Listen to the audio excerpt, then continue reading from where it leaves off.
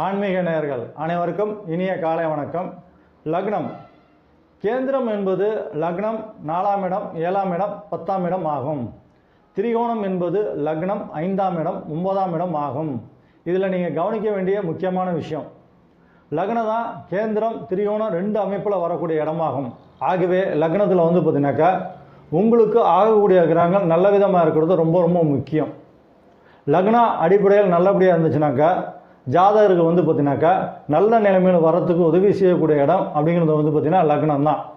லக்னத்தில் நீச கிரகங்களோ பாவ கிரகங்களோ அல்லது வக்ரம் பெற்ற கிரகங்களோ இல்லாமல் இருக்கிறதும் பார்த்தீங்கன்னாக்கா ஒரு விதத்தில் யோகம்தான். மொத்தத்தில் பார்த்தீங்கன்னாக்கா லக்னத்தில் பார்த்தீங்கன்னா கேந்திராதிபதியாக வரக்கூடிய கிரகம் பார்த்தீங்கன்னா லக்னத்தில் இருக்கிறதும் அது ஒரு யோகமாகும்.